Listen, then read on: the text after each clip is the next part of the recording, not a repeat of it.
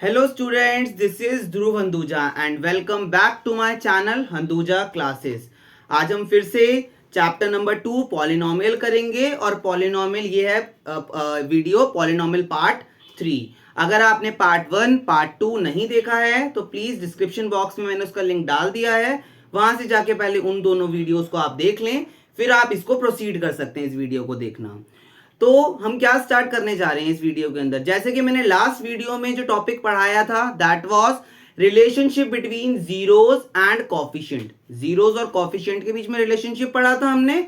उसी टॉपिक को आज हम पहले रिकैप करेंगे और फिर जैसे कि मैंने लास्ट वीडियो में बोला था कि एक्सरसाइज 2.2 एनसीईआरटी क्लास 10th की करेंगे हम, तो आज हम वही करने जा रहे हैं। लेकिन पहले हम रिकैप करेंगे टॉपिक को, that is relationship between zeros and coefficient. तो क्या पढ़ा था हमने लास्ट वीडियो में?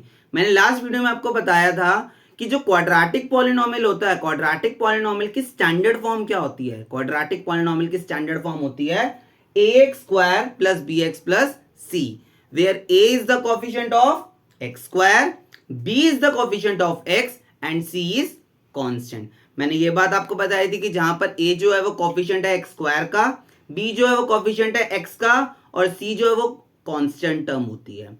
उसके बाद मैंने आपको रिलेशनशिप बताए थे। पहला रिलेशनशिप जो हमने पढ़ा था, इवन हमने अल्फा और बीटा निकालने भी सीखे थे वहां पर, जो कि मैंने आपको रिकैप दिया था एक, कि किस तरीके से निकालते हैं by the method of middle term splitting.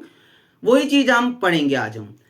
तो पहला रिलेशनशिप जो है जीरोस के बीच में that was alpha and beta. Alpha और बीटा का क्या रिलेशनशिप है और साथ में उनके जीरोस का क्या, अल्फा और बीटा डेटा जीरोस और उनके कोफिशिएंट का क्या रिलेशनशिप है। पहला रिलेशनशिप जो था वो था सम ऑफ जीरोस का। सम का मतलब प्लस, तो मतलब zeros alpha and beta that is alpha plus beta is equals to minus B by ए। पहला रिलेशनशिप जो था वो था क्या था? Alpha plus beta is equals to minus B by A. ये था सम ऑफ जीरोस का रिलेशनशिप। और जो दूसरा रिलेशनशिप था वो था प्रोडक्ट ऑफ जीरोस। प्रोडक्ट का मतलब multiply, see here alpha into beta, तो alpha into beta is equals to c by a, जो कि मैंने आपको बताया था आपके एनसीईआरटी की बुक में ये कुछ ऐसा लिखा है, माइनस बी बाय ए कुछ इस तरीके से लिखा है, minus coefficient of x upon में कोफिशिएंट ऑफ एक्स स्क्वायर, और वैसे ही सी बाय ए भी ऐसे लिखा है कांस्टेंट टर्म अपॉन में कोफिशिएंट ऑफ एक्स स्क्वायर। तो घबराने की बात नहीं है, ये वही कंटेंट है, वही चीज है, बस उसको हमने एक सिंप्लीफाइड वे में लिख दिया है। तो आई होप सो यहां तक आपको क्लियर होगा। इसी को अब हम आगे बढ़ेंगे, यही टॉपिक को हम आगे बढ़ाएंगे विद एक्सरसाइज 2.2। आपकी बुक एनसीईआरटी की एक्सरसाइज 2.2 करने जा रहे हैं हम। तो उसका फर्स्ट क्वेश्चन क्या है? एनसीईआरटी का फर्स्ट क्वेश्चन है find the zeros of the following quadratic polynomials and verify the relationship. और उसके बाद हमें क्या करना है? पहले हमें क्या निकालने हैं? इनके जीरोस। जीरोस का मतलब मैंने आपको लास्ट क्लास में बताया था, जीरोस का मतलब होता है अल्फा और बीटा की वैल्यू, मतलब वही जो एक्स की वैल्यू आपकी निकलती है उसी को हम क्या बोलते हैं? जीरोस बोल देते हैं। मैंने आपको बताया था कि ये ग्रीक के लेटर्स हैं अल्फा एंड बीटा, कि जब अलग अलग नाम नहीं दे पाए तो हमने अल्फा और बीटा यूज करने लग गए, ग्रीक के लेटर्स यूज करने लग गए डिनोट करने के लिए एक्स की वैल्यूज को। उसके बाद हमें इन रिलेशन को, इन जीरोस को वेरीफाई भी करना है कि जो हमने जो आंसर निकाला वो सही है या नहीं है, ये वो वेरिफिकेशन प्रूव करेगी between zeros and the coefficient. तो let's start with first part. First part is x square minus 2x minus 8, x square minus 2x minus 8। तो किस तरीके से करेंगे? आपको एक बात हमेशा से पता है कि एक ही इलाज है क्वाड्रेटिक इक्वेशन का जो अभी तक हमने सीखा है, बाकी आगे हम पढ़ेंगे एक और इलाज इसका, क्वाड्रेटिक फॉर्मूला। लेकिन अभी तक तो हमने एक इलाज सीखा क्वाड्रेटिक इक्वेशंस का, that is middle term splitting. मतलब अगर किसी क्वाड्रेटिक इक्वेशन को फैक्टराइज मतलब उसके फैक्टर्स निकालने हैं, या मैं बोल सकता हूं एक्स की वैल्यूज निकालनी है, तो एक ही तरीका है हमारे पास, that is middle term splitting. Although हम एक और तरीका पढ़ेंगे आगे जाके क्वाड्रेटिक फॉर्मूला ने आगे के चैप्टर्स के अंदर, लेकिन अभी के लिए हमें एक ही पता है quadratic, sorry that is middle term splitting. तो इसको भी हम by using middle term splitting, by using middle term splitting. तो किस तरीके से करेंगे हम मिडल टर्म स्प्लिटिंग? हमने मिडल टर्म स्प्लिटिंग करनी है तो देखेंगे ध्यान से। मेरे पास है x square minus 2x minus 8, x square minus 2x minus 8। तो किस तरीके से होगा ये, जो कांस्टेंट टर्म होती है और जो एक्स स्क्वायर का कोफिशिएंट होता है, अब एक्स स्क्वायर के साथ कुछ नहीं लिखा मतलब 1, जहां कुछ नहीं लिखा किसी का कोफिशिएंट कुछ नहीं है मतलब कोफिशिएंट 1 है साथ में 1। सबसे पहले हम क्या करेंगे, 8 को इस 1 से मल्टीप्लाई करते हैं, तो 8 1 जा 8, उसके बाद उस 8 के निकालते हैं हम फैक्टर्स, 8 का क्या करते हैं हम फैक्टराइजेशन कर देते हैं। तो देखिए फैक्टराइजेशन 2 4 जा 8, 2 2 जा 4, 2 1 जा 2, तो ये हो गया इसका फैक्टराइजेशन। फैक्टराइजेशन क्या हुआ, 2 इंटू 2 इंटू 2, ये इसका फैक्टराइजेशन हो गया। इसका नाम ही इसलिए रखा मिडल टर्म स्प्लिटिंग क्योंकि ये मिडल वाली टर्म को क्या कर देता है, स्प्लिट कर देता है। बाकी की टर्म्स देखेंगे आप वैसे की वैसी रहेंगी, बस ये जो मिडल वाली टर्म है ये स्प्लिट हो जाएगी। और अब बच्चे यहां डाउट पूछते हैं कि ये मिडल टर्म स्प्लिटिंग होगी कैसे, मतलब मिडल वाली टर्म हमें कैसे पता लगेगा प्लस की फॉर्म में स्प्लिट होगी या माइनस की फॉर्म में। तो आंसर इज जो ये वाला साइन होता है कांस्टेंट के साथ वाला साइन, इसको देख के हम स्प्लिटिंग करते हैं। अगर ये साइन नेगेटिव है तो मतलब माइनस करके होगी स्प्लिटिंग, और अगर ये साइन पॉजिटिव है मतलब बीच में प्लस का साइन आ जाएगा। तो ये वाला माइनस भी वैसा का वैसे ही। अब यहां मैं स्प्लिटिंग कर दूंगा, किस तरीके से स्प्लिटिंग, सी 2 2 जा 4 एंड 4 माइनस 2 इज 2, तो हम यहां लिखेंगे 4x minus 2x, x square देखो 2 2 जा 4 और 4x माइनस 2x माइनस 8 वैसा का वैसे ही। जब भी आप उसको स्प्लिट करें ब्रैकेट में रखें, ब्रैकेट में इसलिए रखें क्योंकि अगर यह नेगेटिव साइन होगा तो अंदर के साइन चेंज हो जाएंगे, और अगर मान लो यह पॉजिटिव होगा तब फर्क नहीं पड़ने वाला, लेकिन हमें for the safer side negative sign लगा देंगे हम। अब किस तरीके से, एक्स स्क्वायर बाहर माइनस था तो साइन चेंज हो जाते हैं अंदर के, जब भी बाहर माइनस होता है तो साइन चेंज हो जाते हैं। चलिए मैं इसका भी लॉजिक बता देता हूं, जब बाहर माइनस होता है तो अंदर साइन चेंज होते क्यों है।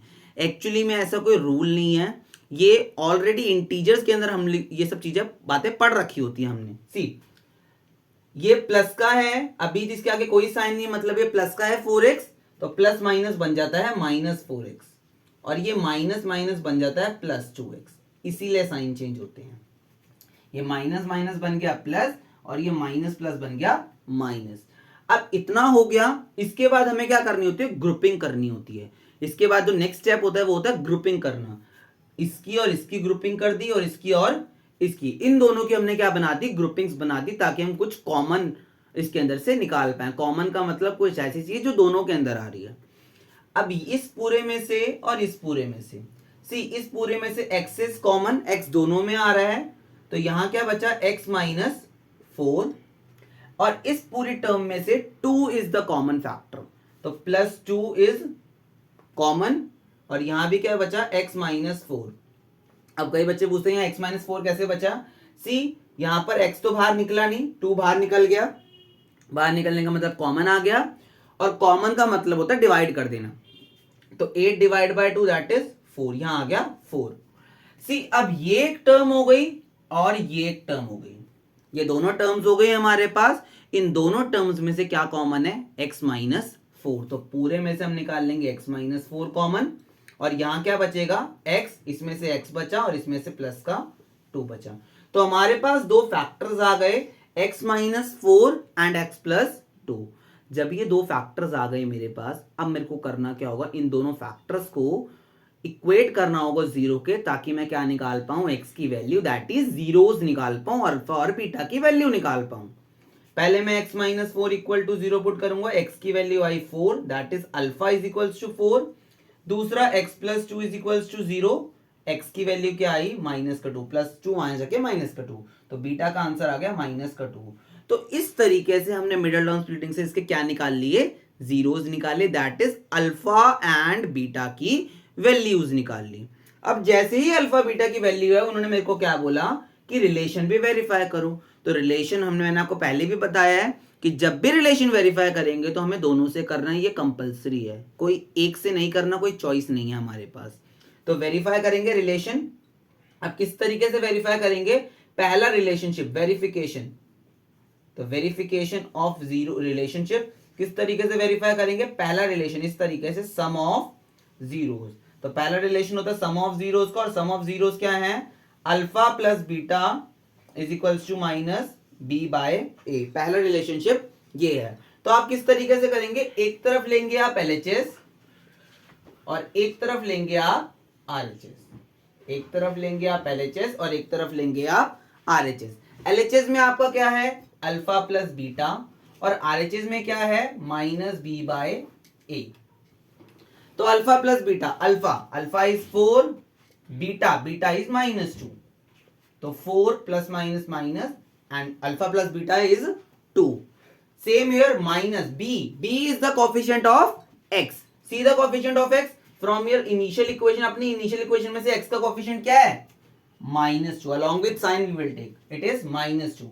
अच्छा, ये माइनस फॉर्मूले का था और ये माइनस कोफिशिएंट का था, अपॉन में a is the coefficient of x square, so 1 minus plus, so alpha plus beta is equals to minus b by a, means first relation is verified। पहला रिलेशन हमारे वेरीफाई हो गया। अब दूसरा relation verify करेंगे। दूसरा relation क्या, आप यहां लिखेंगे LHS is equals to RHS। Next relation हम वेरीफाई करेंगे ये, that is product of zeros. अब दूसरा रिलेशन क्या है, प्रोडक्ट ऑफ जीरोस का रिलेशनशिप है, that is alpha beta is equals to c by a. दूसरा रिलेशन ये है, alpha beta c by a. तो LHS लेंगे और RHS लेंगे। LHS is alpha into beta, RHS is c by a. तो alpha into beta, alpha is 4 into beta is -2, it is -8, and what is C? C is constant term, so what is C? C is -8। whenever we will take the coefficient, जब भी हम coefficient लेंगे तो हमेशा sign के साथ लेंगे। तो -8 and A is the coefficient of x square, that is 1, that is -8। तो here also LHS is equals to RHS, so hence verified the relation। हमने relation verify कर दिया, और जैसे ही हमारा relation verify हो जाता है तो ये हमें क्या प्रूफ करवाता है, हमें ये प्रूफ करवाता है कि हमने जो जीरोस निकाले थे वो बिल्कुल करेक्ट थे हमारे, उनके अंदर कोई भी गलती नहीं थी। आई होप सो आपको फर्स्ट पार्ट क्लियर होगा। अब फर्स्ट पार्ट करने के बाद सेकेंड पार्ट देखते हैं। सेकेंड पार्ट क्या है, second part is 4x square minus 4s plus 1। तो 4x स्क्वायर, तो अब सेकेंड पार्ट करना स्टार्ट करते हैं हम। सेकेंड पार्ट के अंदर देखें क्या है। सेकेंड पार्ट के अंदर अगर मैं सेकेंड पार्ट की बात करूं तो सेकेंड पार्ट के अंदर क्या दे रखा है, second part is 4s square minus 4s plus 1, this is s, 4s square minus 4s plus 1। Again the same step by using middle term splitting.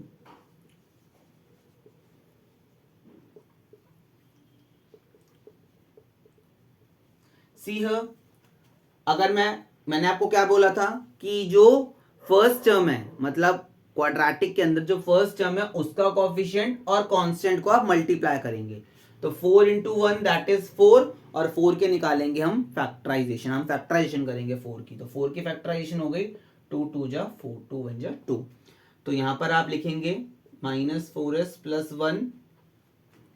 तो ये वाली टर्म वैसी की वैसी रहेगी, मिडिल टर्म स्प्लिट होगी, तो माइनस बाहर वैसा का वैसे। अब यहाँ देंगे, यहाँ पर हम लगाएंगे, इनको स्प्लिटिंग करेंगे ब्रैकेट के अंदर। तो देखो 2 2 जा 4, तो यहाँ पर हम करेंगे क्या, एक बात हमें समझ आ रही है कि 2 और 2 प्लस 2 हो जाएगा 4। तो मतलब अब आपको यहाँ दिख रहा है ऐड करके होगा, यहाँ से हमें साइन से पता लगता है ऐड करके होगा। तो हम लिखेंगे 2s प्लस 2s। अब यहाँ 2s प्लस 2s क्यों लिख रहे हैं, s क्यों लिख रहे हैं, ताकि 4s बन जाए, इसीलिए लिख रहे हैं हम। अब यहाँ देखें 4s स्क्वायर, जब ब्रैकेट खुलेगा sign change, minus 2s plus 1, सिर्फ इसी के साइन चेंज होंगे ब्रैकेट के, ब्रैकेट खुलने पे, ये तो अलग था। अब यहां हम लेंगे पेयरिंग, हम इनकी ग्रुपिंग करेंगे, इस पूरे में से और इस पूरे में से क्या कॉमन है, 2s कॉमन है, इस पूरे में से और इस पूरे में से 2s कॉमन। तो यहां बचा 2s माइनस 1। अगर आपको नहीं पता लगता कि क्या उसके बाद लेफ्ट आउट है तो आप डिवाइड करके देख लिया करो, क्योंकि कॉमन लेने का मतलब डिवाइड ही होता है। 4s स्क्वायर को डिवाइड कर लो 2s से, तो 2s बचा, 2s को डिवाइड करो 2s से, तो 1 बचा। तो इसी तरीके से माइनस, अब इसमें से कुछ कॉमन नहीं है, मुझे कुछ कॉमन नहीं दिख रहा, और जब कुछ भी कॉमन नहीं है, आप अगर ध्यान से देखें तो यहाँ पर माइनस है, तो मैं क्या ले सकता हूं, मैं -1। जब भी बाहर माइनस है, बाहर माइनस का मतलब अंदर के साइन चेंज हो जाएंगे, तो यहाँ क्या बचेगा 2s माइनस 1 हो जाएगा ये। तो उसके बाद बचा क्या, 2s minus 1 and 2s minus 1, क्योंकि इस पूरे में से और इस पूरे में से क्या कॉमन है, 2s माइनस 1 कॉमन है। और अगर 2s माइनस 1 कॉमन है तो इसका मतलब दो मेरे फैक्टर्स निकल गए, 2s minus 1 is equals to 0, 2s is equals to 1 and s is equals to 1/2। Next factor 2s minus 1 is equals to 0, 2s is equals to 1, s is equals to 1/2। ये जब यहाँ पर होगा तो यहाँ बाहर प्लस आएगा और यहाँ माइनस आएगा, तभी आपका बाहर माइनस कॉमन आ जाता है ये। उसके बाद दोनों s की वैल्यू आ गई, s is equals to 1/2 and s is equals to 1/2। और जब दोनों s की मेरे पास वैल्यूज आ गई हैं, मतलब कोई बात नहीं, अगर मेरे दो जीरोस इक्वल भी आ रहे हैं कोई इशू नहीं है इसके अंदर। तो क्या करेंगे अब इसके बाद, नॉर्मल सिंपली यहां पर रिलेशन वेरीफाई। तो वेरिफिकेशन, हमारे जीरोस तो आ ही गए हैं लेकिन जीरोस के हमने नाम नहीं दिया, alpha is 1/2, same beta is 1/2। तो now relationship verification. So what is verification? See, first verification is sum of zeros. तो sum of zeros का verification करेंगे हम। पहला verification होता है alpha plus beta is equals to minus B by a LHS RHS, minus B by a LHS में आ जाएगा आपका अल्फा प्लस बीटा आ जाएगा। अल्फा की वैल्यू क्या आती, 1/2, बीटा की वैल्यू क्या आती, 1/2। 2 और 2 का LCM 1 plus 1 2, so here answer is alpha plus beta is 1। Minus B by a, minus b, what is b, b is the coefficient of, b is the coefficient of x, तो x मतलब वही ऐसे ही यहां पर, तो -4 and what is a is 4, so 4/4 that is 1। So LHS is equals to RHS, मतलब पहला रिलेशन मेरा वेरीफाई हो गया सम ऑफ जीरोस का। अब दूसरा रिलेशन वेरीफाई करना है, that is product of zeros. Product of zeros का रिलेशन वेरीफाई करना है मुझे। तो क्या प्रोडक्ट ऑफ जीरोस का रिलेशन है, alpha beta is equals to c by a, alpha into beta is equals to c by a LHS RHS। Alpha into beta, what is alpha, alpha is 1/2, what is beta, beta is also 1/2, so answer is 1/4। same here, c by a, what is c, c is constant term, so constant term is 1 and what is a is 4। here also LHS is equals to RHS, so relation is verified, both the relations are verified, hence verified the relationship। I hope so आपको second part भी इसका clear होगा। अब हम third part पे चलते हैं। Third part is 6x square minus 3 minus 7x, इसका थर्ड पार्ट देखते हैं हम। तो थर्ड पार्ट करते हैं, देखिए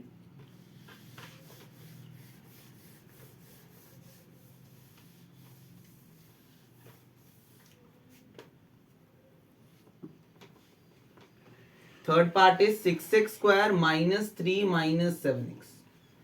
अब थर्ड पार्ट के अंदर क्या, ध्यान से समझना। थर्ड पार्ट के अंदर हमें एक और रिजल्ट देखने को मिलता है, एक बात हमें समझने को मिलती है, रिजल्ट तो नहीं, हमें एक बात समझने को मिलती है कि जब भी कोई पॉलिनोमियल दिया होगा आपको, सबसे पहले उसकी स्टैंडर्ड फॉर्म चेक करना। ये स्टैंडर्ड फॉर्म में नहीं है। स्टैंडर्ड फॉर्म होती है ax square plus bx plus c, मतलब पहले x square plus bx plus c, पहले स्क्वायर वाली टर्म, फिर x वाली टर्म, फिर कांस्टेंट टर्म। स्क्वायर वाली टर्म तो है लेकिन फिर x वाली नहीं है, तो पहले आपको उसको स्टैंडर्ड फॉर्म में करना है, -7x माइनस 3। अब ये हो गया मेरा स्टैंडर्ड फॉर्म में। उसके बाद हम स्टार्ट करेंगे नॉर्मल जैसे हम कर रहे थे, by using middle term splitting.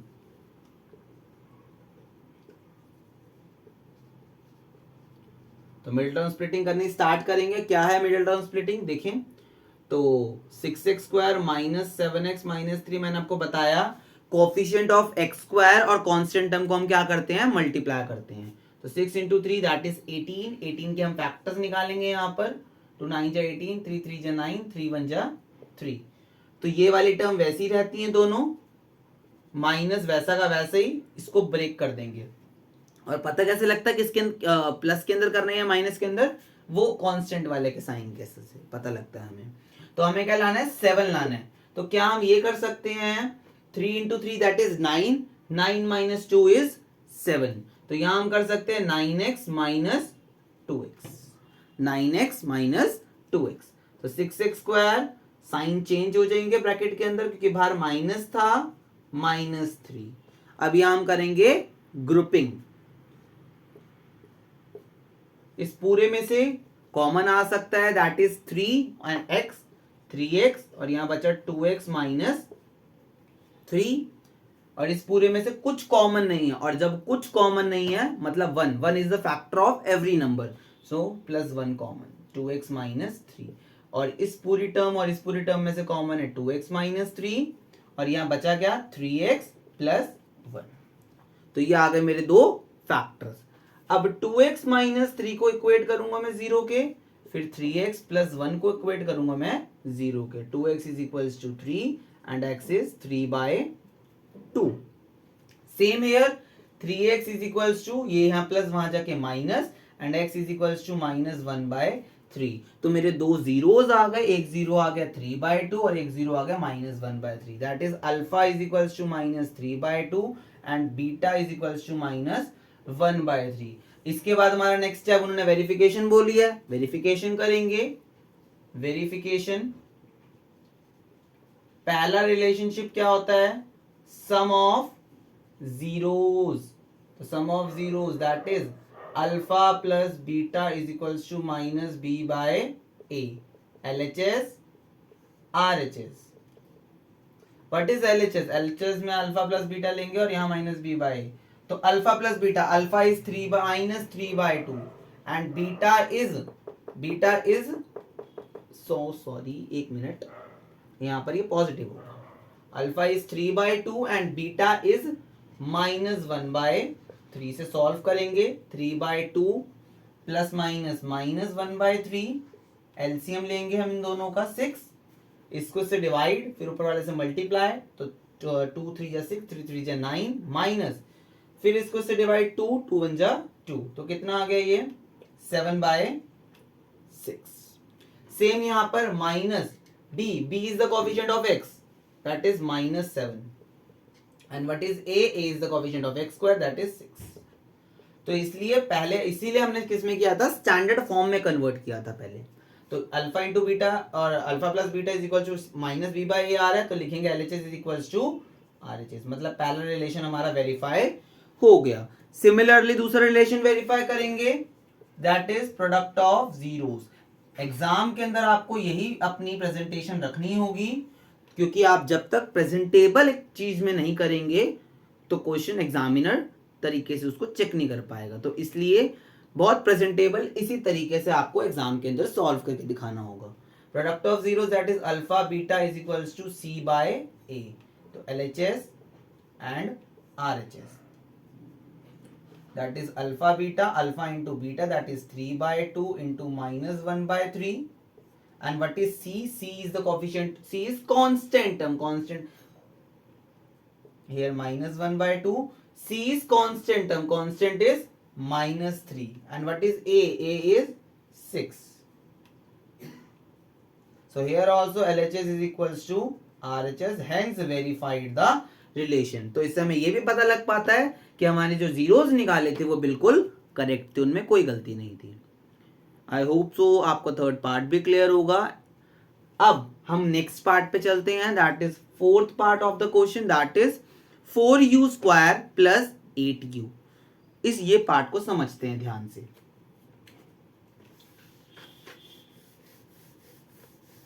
So 4u square plus 8u, that is fourth part. तो fourth part is 4u plus 8u, 4u square plus 8u।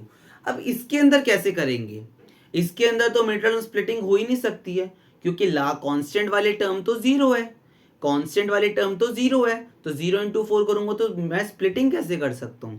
तो जब स्प्लिटिंग नहीं हो सकती तो एक और तरीका है हमारे पास, हम कॉमन निकाल सकते हैं। हम एक चीज चेक करेंगे क्या कुछ कॉमन आ रहा है या नहीं आ रहा। इस पूरे में से जो मुझे दिख रहा है वो कॉमन है 4u। 4u is common from whole term, पूरे टर्म में से। तो 4u अगर कॉमन है तो 4u हमने ले लिया और यहां क्या बचा u प्लस 2। तो इसी तरीके से हमारे दो फैक्टर्स आ गए, that is 4u and u plus 2। एक एक करके हम दोनों को इक्वेट करेंगे जीरो के। अच्छा, एक कॉमन डाउट आता है कि भैया हम जीरो के ही इक्वेट क्यों करते हैं, हम 2k 3k 5k -10 के किसी और नंबर की इक्वेट क्यों नहीं करते, या -5 किसी के भी। तो इसका लॉजिक ये है क्योंकि हमें क्या चाहिए, हमें ऐसा नंबर चाहिए कि हम u की जगह ऐसी वैल्यू पुट करें ताकि मेरा जीरो आ जाए। तो जो चीज चाहिए मुझे, जो चीज एज अ रिजल्ट चाहिए, उसी चीज के हम इक्वेट करते हैं। इसीलिए हम हमेशा इक्वल टू जीरो करते हैं, क्योंकि हमें ऐसा कुछ नंबर डलवाना है u की वैल्यू के अंदर या x की वैल्यू के अंदर ताकि मेरा जो रिजल्ट आए वो क्या आए, जीरो आए। यही रीजन होता है कि हम इक्वेट किसके करते हैं, हमेशा जीरो के इक्वेट करते हैं। तो 4u को इक्वेट करेंगे पहले जीरो की, u की value 0.4 that is u is equals to zero. उसके बाद u प्लस 2 को भी इक्वेट करेंगे जीरो के, दैट इज u की वैल्यू -2। तो alpha and beta, alpha is equals to zero and beta is equals to -2। ये दोनों वैल्यूज आ गई हैं मेरे पास। अब रिलेशन वेरिफिकेशन करेंगे हम रिलेशन का। तो relation verification that is alpha plus beta that is sum of zeros, sum of zeros, alpha plus beta is equals to minus b by LHS and RHS. So what is there in LHS? Alpha plus beta. Alpha is 0 and beta is -2. That is -2. RHS is minus b by a minus b. B is the coefficient of x. X का coefficient क्या है 8. And what is a? A is 4. So answer is -2. हम लिखेंगे LHS is equals to RHS। पहला relation हमारा verify हो गया। अब हम दूसरा रिलेशन वेरीफाई करेंगे। दूसरा रिलेशन होता है किसका, प्रोडक्ट ऑफ जीरोस का रिलेशन होता है। तो प्रोडक्ट ऑफ जीरोस,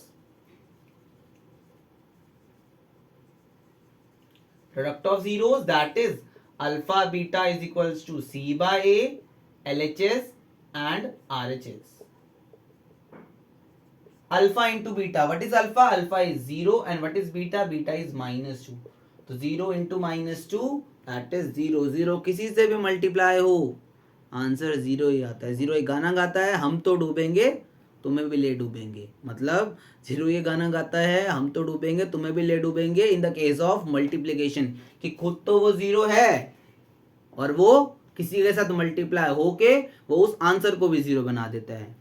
अच्छा जी, उसके बाद c by a, what is c here, alpha beta, c, what is c is, यहाँ को c है ही नहीं तो मतलब कांस्टेंट टर्म क्या है, 0 है।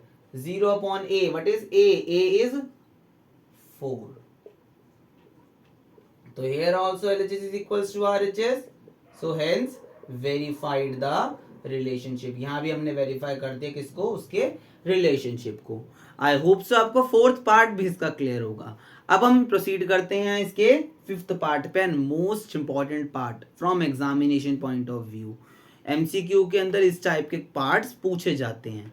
उसके बाद इस टाइप का एक एग्जाम्पल भी है जो कि मैं नेक्स्ट वीडियो में प्रोसीड करूंगा, उस एग्जाम्पल को भी हम लेके आएंगे। एग्जाम्पल्स के ऊपर भी मैं प्रॉपर वीडियो बनाऊंगा कि प्रॉपर इस चैप्टर के हम एग्जाम्पल्स भी करेंगे। तो नेक्स्ट पार्ट देखते हैं जो कि मोस्ट इंपॉर्टेंट पार्ट है, that is fifth part, t² minus 15। तो अब इसके पार्ट, अब इसमें से सबसे पहले यहां मिडिल टर्म स्प्लिटिंग नहीं हो सकती।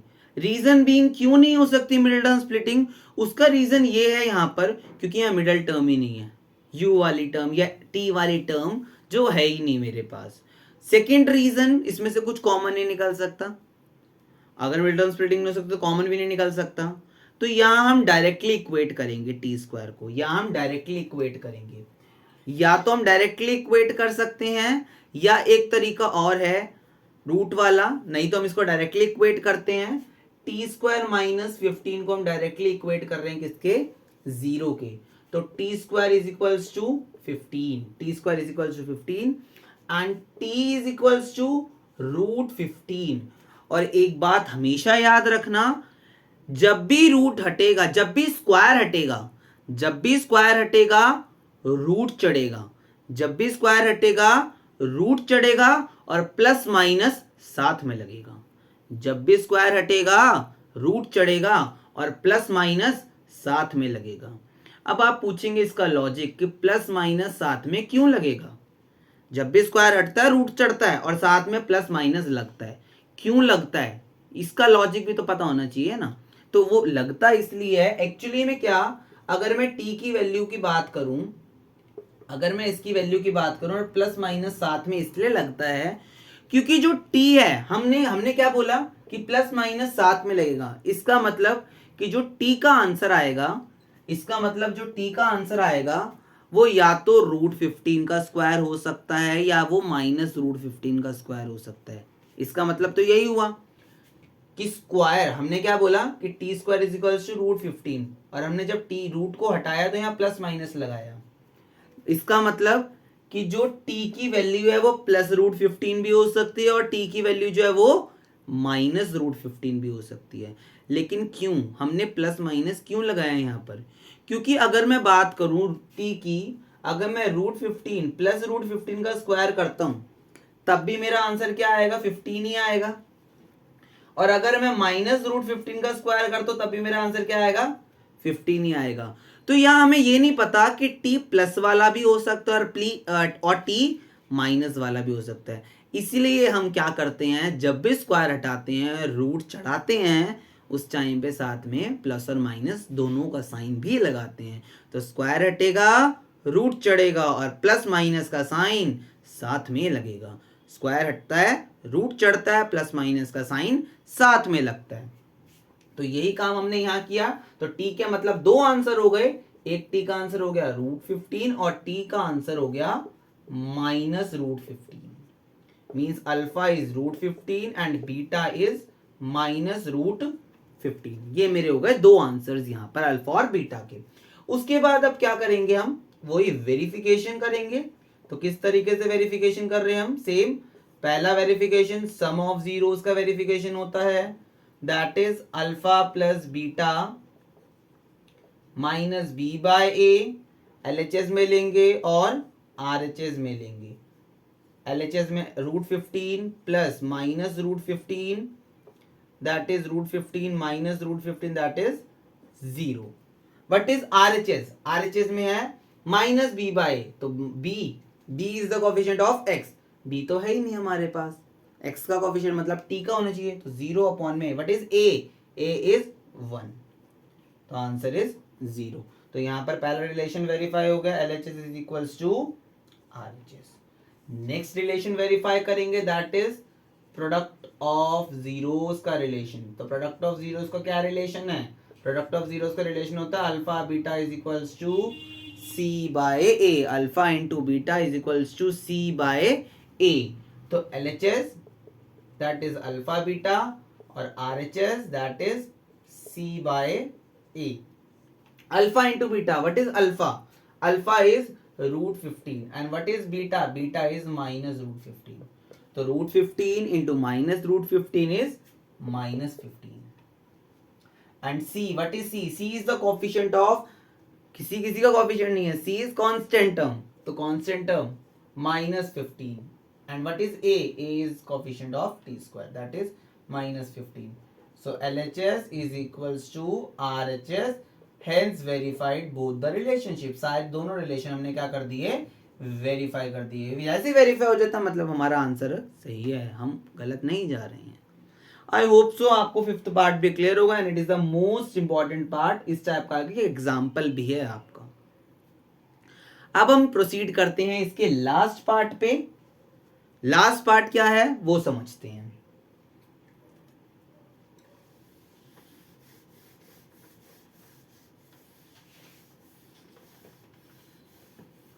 तो last part is part number 6, that is 3x² - x - 4। So last part same by using, अब देखो यहां पर मेरे पास दोनों टर्म है, मेरे पास यहां पर x² वाली टर्म भी है, x वाली टर्म भी है, कांस्टेंट भी है। तो मतलब यहां पर मैं डायरेक्टली क्या लगा सकता हूं, मिडल टर्म स्प्लिटिंग कर सकता हूं। तो by using middle term splitting, जहां पर तीनों टर्म आपको दिख जाएं वहां पर हम मिडल टर्म स्प्लिटिंग की तरफ ही जाएंगे। सेम या मिडल टर्म स्प्लिटिंग लगाएंगे हम, तो 3x² minus x minus 4, same x square का कोएफिशिएंट और 4 को मतलब कांस्टेंट टर्म को मल्टीप्लाई करते हैं हम, तो कर देते हैं मल्टीप्लाई, 4 3 जा 12 और 12 के हम फैक्टर्स निकालेंगे, 2 6 जा 12, 2 3 जा 6, 3 1 जा 3, तो 3x² वैसा का वैसी, माइनस 4 वैसा का वैसी, ये वाला माइनस वैसा का वैसी, इसको ब्रेक करेंगे और किसके अंदर, माइनस के अंदर, तो 2 2 जा 4 एंड 4 माइनस 3, तो ये हो जाएगा 4x माइनस 3x। अब देखें 3x² माइनस 4x और साइन चेंज हो जाएगा, ये माइनस बन जाएगा प्लस क्योंकि साइन चेंज हो गया। अब इन दोनों के ग्रुपिंग करेंगे, इसमें से क्या कॉमन, इसमें से आ सकता है x कॉमन सिर्फ, तो यहाँ बचा 3x माइनस 4 और इसमें से कुछ कॉमन नहीं मतलब प्लस 1 कॉमन, सो 3x माइनस 4। इस पूरे में से और इस पूरे में से कॉमन है हमारा 3x माइनस 4 और बचा गया यहाँ पर x plus 1। I hope so आपको अब समझ आ गया होगा कि मिडिल टर्म स्प्लिटिंग करते कैसे हैं। उसके बाद तो एक एक करके हम इक्वेट करेंगे इक्वल टू 0, इसको इक्वेट करेंगे और फिर इसको इक्वेट करेंगे। 3x is equals to 4, so x is equals to 4/3, so alpha is equals to 4/3 and what is x plus x is equals to -1, so beta is equals to -1। So मेरे पास alpha और beta की दोनों की क्या आ गई है, यहाँ पर वैल्यूज आ गई हैं। अब हम इसके बाद क्या करेंगे, रिलेशन को वेरीफाई करेंगे, तो वेरिफिकेशन,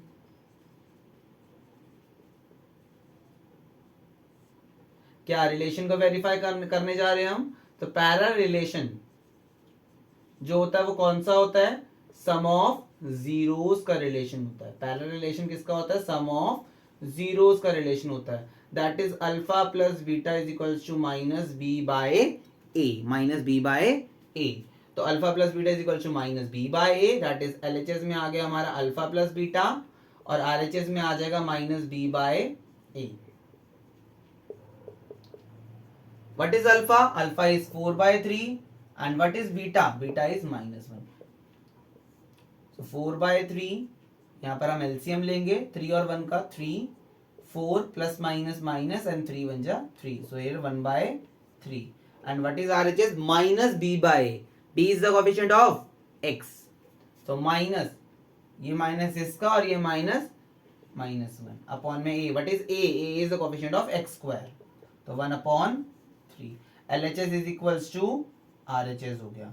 अब सेम सेकंड रिलेशन वेरीफाई करेंगे हम। सेकंड रिलेशन क्या है, प्रोडक्ट ऑफ जीरोस का रिलेशन है, प्रोडक्ट ऑफ जीरोस का रिलेशन है। तो क्या रिलेशन है प्रोडक्ट ऑफ जीरोस का, alpha into beta is equals to c by a. So LHS और RHS को हम वेरीफाई करेंगे। LHS में लेंगे हम अल्फा बीटा और RHS में लेंगे हम सी बाय ए। तो 4/3 इंटू 4/3 इंटू -1, दैट इज -4/3 और c by a, c is the constant term, so -4 and what is a? a is the coefficient of x square. Here also LHS is equals to RHS, hence verified the relationship.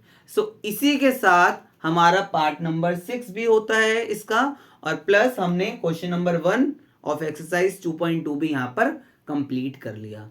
अब इसके बाद हम क्या करने जा रहे हैं, ये तो हमारा एक पार्ट था। इसके बाद हम क्या करने जा रहे हैं, इसके बाद हम समझेंगे इस चैप्टर के अंदर, that is how to form a quadratic polynomial, कि एक क्वाड्रेटिक पॉलिनोमियल को बनाया कैसे जाता है।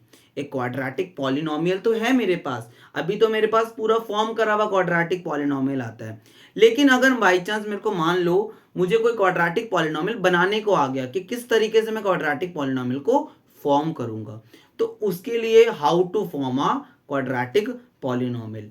अब हम ये समझेंगे कि एक क्वाड्रेटिक पॉलिनोमियल को बनाया कैसे जाता है, जो नेक्स्ट टॉपिक है हमारे इसका। तो क्वाड्रेटिक पॉलिनोमियल को अगर मैं आपसे बात करूं, किसी भी क्वाड्रेटिक पॉलिनोमियल को किस तरीके से बनाएंगे, समझते हैं जरा।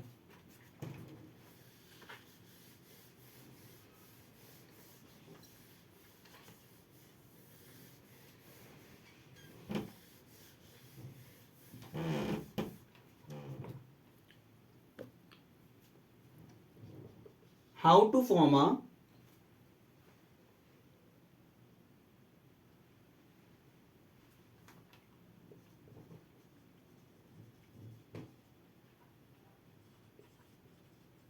Quadratic polynomial. तो किसी भी क्वाड्रेटिक पॉलिनोमियल को बनाने का तरीका अभी बस एक शॉर्ट हम समझेंगे, बाकी इस जो कॉन्सेप्ट को मैं नेक्स्ट वीडियो में प्रोसीड करूंगा। जस्ट मैं आपको एक शॉर्ट बता रहा हूं कि किस तरीके से हम क्वाड्रेटिक पॉलिनोमियल को बनाते हैं।